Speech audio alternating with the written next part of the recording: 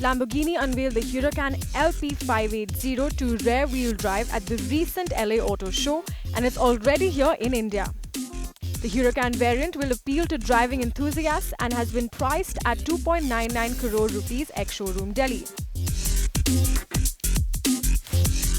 The rear-wheel drive Huracan features modified bumpers which gives its unique character and helps us tell it apart from its four-wheel drive counterpart. There are 19-inch wheels that will make its way on the car, and they will be equipped with Pirelli P0 tires that have been specially developed for the car. Under the hood is a detuned 5.2-litre V10 engine that produces 580 horsepower and a massive 540 Nm of torque. The supercar has also become 33 kgs lighter than the standard model, and that is because Lamborghini has done away with the all-wheel drive system. The Huracan LP580-2 is slower than the all-wheel drive cousin by 0.2 seconds. A dash from 0 to 100 km per hour takes 3.4 seconds, and the top speed is rated at 320 km per hour. The car has been equipped with a retuned suspension, an improved steering system, as well as recalibrated stability and traction control systems. So Pawan Sherry, the head of operations at Lamborghini India, joins us. Fantastic day at BIC. Winter, you've got the sun out and you've got some hot machines out here. What's the India story like? Because overall, we know globally there is a slow growth that's happening for Lamborghini globally. In India, what's the story looking like? We started in the year 2006, and we had some advantage of coming into the country earlier. In 2011, we came with a national sales company in India, and that has really helped us a lot in setting up our operations. India is a small part of the global story, and we're also talking about really small numbers in India. Sure. So while the global story is more dependent on more matured markets, India is quite nascent when it comes to sports cars. The reason also, what the fallout of this is also that we've grown from where we started. Sure. Despite having a duty hike, despite having challenges on infrastructure, we've had some steady growth. Sure. And right now we're getting ready for the future. With 3 dealers in the country, we are able to offer sales and service to customers across the country, and which is what is making us very stable in our operations. Sure. What about the customer profile in India? Has that also changed in the few years that you've seen? Because you talked about a lot of disposable income, younger people coming in looking to get into this category. Is that happening for your customers as well? Yes, I have definitely seen a reduction in the age group, and now we have customers ranging between 25 to 40, which was slightly higher earlier.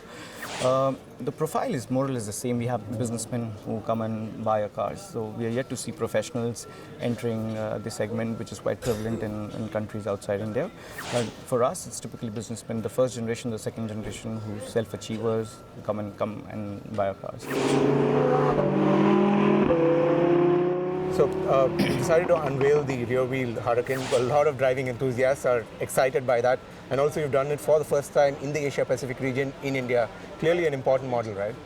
Yeah, so we have a set of customers who clearly like a two-wheel drive, because driving a two-wheel drive and driving a four-wheel drive are technologically a lot different. Yeah. The behavior of the cars are very different.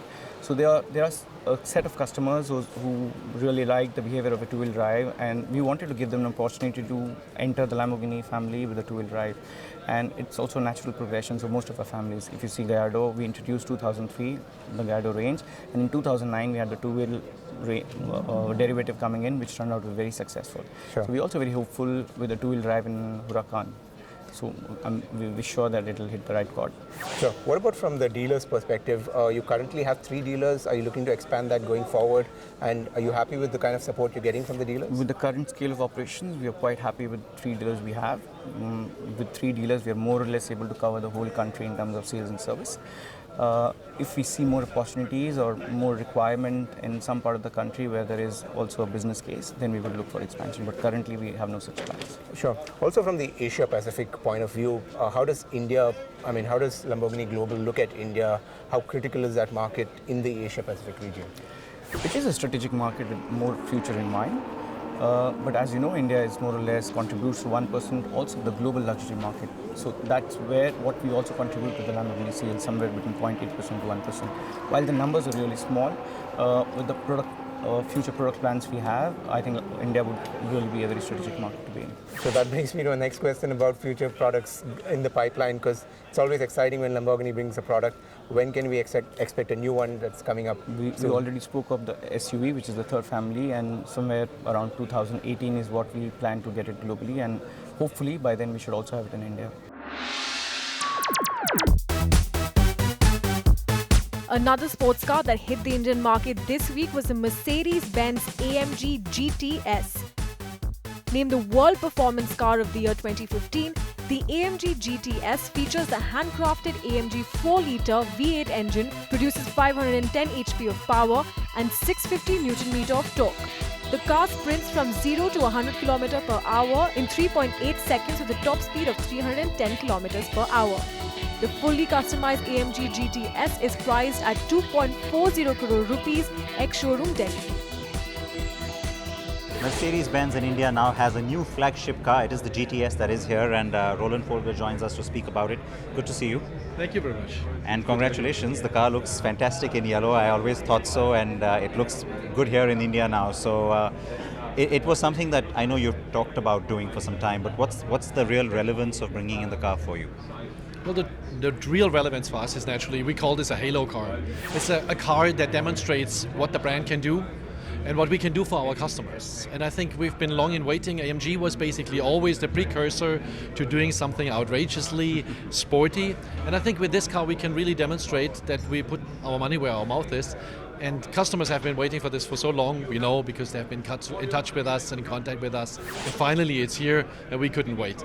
I know when I drove the car at Laguna Seca a few months ago, it was since then that we've been asking the question, because our viewers have been asking us as well, when does it get here? So, the point you make about the Halo car is a valid one, and of course you've had that in the past with AMG and other models. But the position that you have in the market today, it almost is a very different place than, let's say, the time you were launching the SLS in India. How has the buyer evolved in that time? Well, on the one hand, what we have been able to do is with an introduction of completely new cars that we never had, or in which segment we never were, hot hatches, A-Class, CLA, GLA, we were certainly rejuvenating the brands, and we see that in the results when we talk about market research companies, that our brand perception is now becoming interesting and is becoming more relevant for a completely new set of customers. And I think the direction that we take with AMG is massively contributing to that effect as well, because these are truly dream cars. These are cars that customers aspire for. Whether they're ever going to drive them or not is not so much the point, but this is truly something that appeals to their heart, maybe a little bit more than to their brain. And I know you're not done yet for this calendar year, so how are you going to top that next year? I mean, it's going to be a slew of upgrades and launches next year as well? I think what we learned from this year is that this continuous contact that we have with our customers through launching exciting cars, that this is very important for also how the brand is received, because we're opening up by doing this. We can invite customers to our showrooms, it's good for our dealers, for their business, and it's not just the additional car, it's that intensity of the contact that we really relish, and so we're very favorable looking into next year as well to continue, because it works so well for us. You look like you're ending the year at number one, so it looks like a great year coming to a close. Still another month and a half to go, so I wish you the best for that, and of course next year. Thank you very much for your interest as well. Thank you.